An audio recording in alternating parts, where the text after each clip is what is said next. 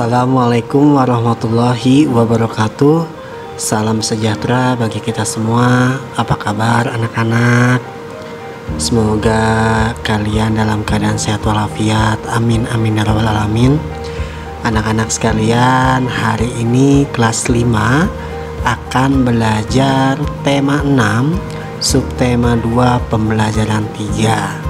Sebelum belajar, Bapak ingin mengingatkan kepada kalian untuk senantiasa mematuhi protokoler kesehatan agar kita semua segera terbebas dari pandemi. Ya, yang pertama adalah mencuci tangan dengan sabun. Yang kedua, memakai masker. Ketiga, menjaga jarak 1-2 meter. Dan yang keempat adalah menghindari kerumunan.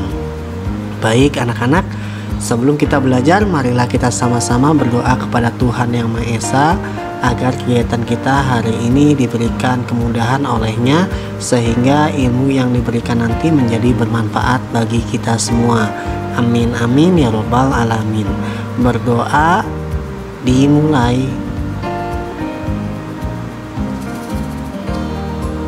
Berdoa selesai. Anak-anak, kemarin kita sudah belajar tentang konduksi dan konveksi ya. Itu peramatan panas atau kalor di pembelajaran 1 dan 2.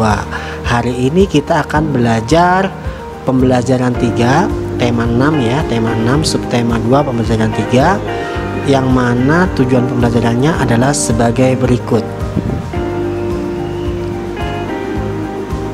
Sudah disiapkan bukunya?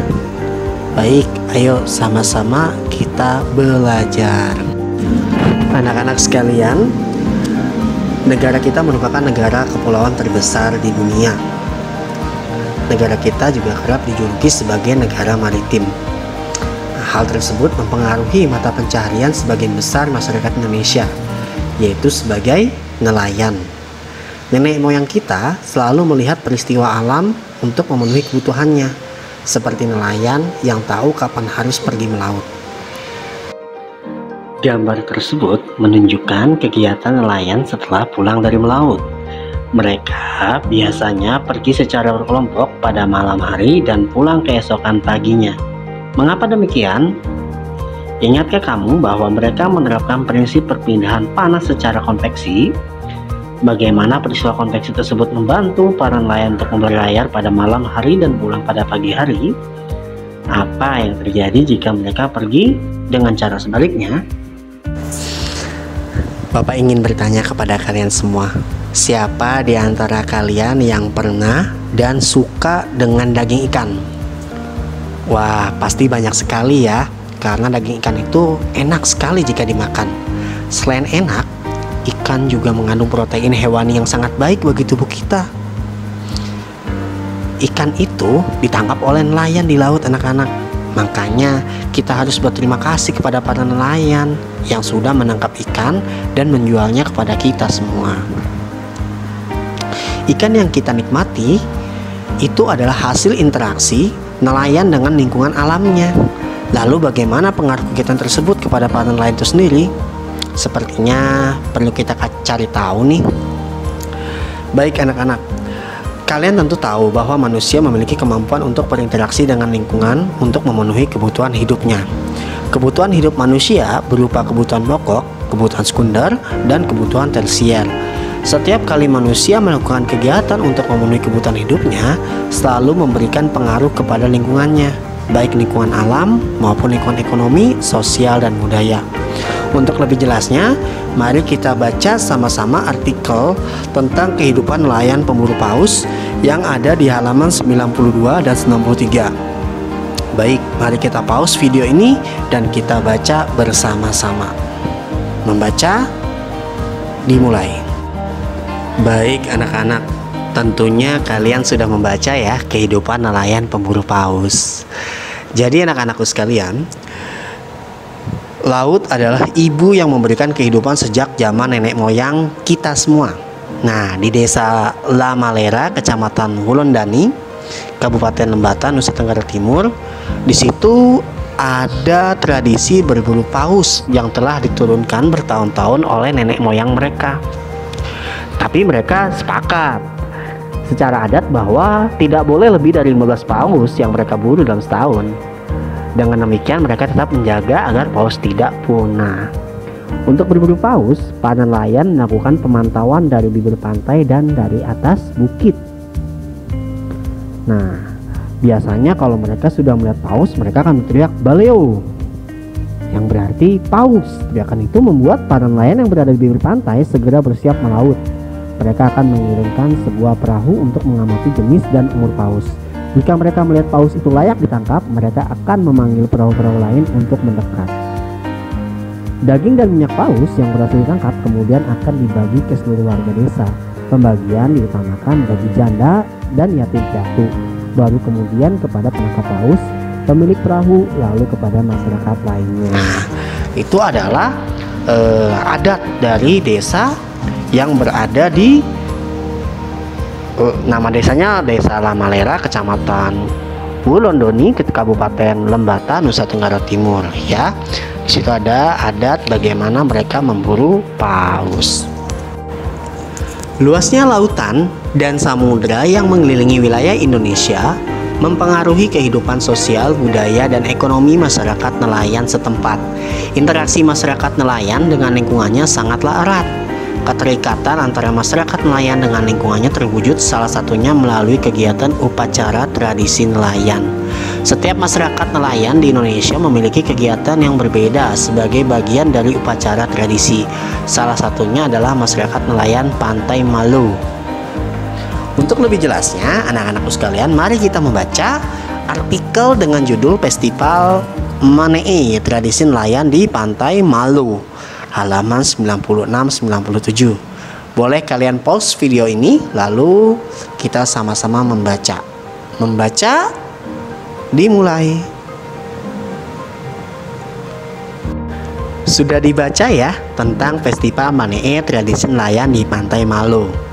Festival Manee merupakan tradisi adat untuk menangkap ikan. Tradisi ini dilakukan oleh masyarakat Pantai Malu, Kokorotan, Sulawesi Utara. Penangkapan ikan dimulai dengan berkumpulnya para pemuka adat bersama perwakilan pemerintah setempat. Mereka bermusyawarah untuk menentukan tanggal yang tepat untuk melakukan ritual Manee. Ketika tiba hari yang ditentukan untuk melaksanakan ritual Manee, para pemuka adat dan pemerintah setempat membawa semi ke Pantai Malu. Beramai-ramai mereka menariknya sepanjang mungkin ke arah laut hingga terbentuknya sebuah kolam. Ritual seperti ini masih dilaksanakan hingga kini. Masyarakat meyakini ritual ini sebagai ucapan syukur dan permohonan perlindungan dari Tuhan Yang Maha Esa. Kehidupan para nelayan tentunya tidak lepas dari kehidupan ekonomi, di mana mereka mencari ikan tujuannya untuk mensejahterakan keluarganya. Tentunya beliau berhak tentang penghidupan yang layak karena usahanya yang tak kenal lelah. Selain punya hak, kita pun punya kewajiban. Apa itu kewajiban? Ya, kita baca artikel di halaman 100 dan 101 tentang kewajiban warga negara Indonesia. Membaca dimulai. Iya, anak-anak sudah membaca ya tentang kewajiban warga negara Indonesia. Jadi setiap warga negara Indonesia memiliki hak dan kewajiban yang tidak terpisahkan. Ada hak, maka di sana juga ada kewajiban. Yang termasuk dalam hak warga negara Indonesia sesuai dengan Undang-Undang Dasar Negara Republik Indonesia tahun 1945 antara lain adalah sebagai berikut. Selain mengetahui hak warga negara, kita pun harus tahu tentang kewajiban kita sebagai warga negara. Ada kewajiban yang harus kita lakukan dengan penuh tanggung jawab karena menyangkut hak orang lain. Ada juga kewajiban yang bersifat pribadi. Berikut adalah beberapa contoh kewajiban warga negara Indonesia. Nah, tadi kita sudah membahas tentang hak dan kewajiban bagi setiap warga negara Indonesia. Nah, misalnya guru. Apa hak dan kewajiban guru? Lalu bagaimana dengan kamu sebagai siswa? Apa sih hak dan kewajiban kalian? Tentunya kalian sudah paham ya, karena di pelajaran sebelumnya kita sudah belajar tentang hak dan kewajiban. Jadi yang dinamakan hak itu adalah sesuatu yang harus kita terima atau sesuatu yang kita terima setelah menjalankan kewajiban. Sedangkan kewajiban adalah sesuatu yang harus kita laksanakan untuk mendapatkan hak kita. Seperti seorang ayah yang bekerja mencari nafkah, itu adalah bagian dari kewajiban, dan hak dia adalah memperoleh gaji dari perusahaan dan memperoleh kasih sayang dari keluarganya. Nah, seperti itu ya. Baik anak-anakku sekalian, kiranya itu saja yang dapat Bapak sampaikan dalam pembelajaran hari ini. Mari kita simpulkan bersama.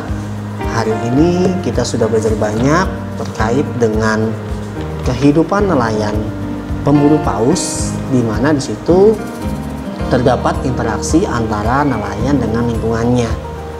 Jadi nelayan mencari ikan itu adalah bentuk dari interaksi manusia dengan lingkungannya ya. Kemudian juga tadi kita sudah belajar tentang festival Manee, tradisi nelayan di Pantai Malung, di mana ritual-ritual adat seperti ini sudah dilaksanakan sejak zaman dulu hingga saat ini gitu. Tentunya kegiatan tersebut tidak hanya untuk pembangunan ekonomi, tetapi juga untuk membangun kehidupan sosial budaya masyarakat. Nah, kegiatan ini dilakukan untuk meneruskan budaya kehidupan masyarakat nelayan yang telah dilakukan bertahun-tahun. Kita juga sudah belajar tentang kewajiban warga negara Indonesia yang sudah kita bahas satu persatu sesuai Undang-Undang Dasar Negara Republik Indonesia tahun 1945. Untuk penugasannya anak-anakku sekalian sudah tersedia di Google Classroom. Silakan kalian kerjakan dengan penuh tanggung jawab, dan jika sudah selesai silakan kirim melalui Google Classroom. Ditunggu hari ini. Kerjakan dengan penuh tanggung jawab. Terima kasih. Marilah kita akhiri dengan berdoa. Berdoa dimulai.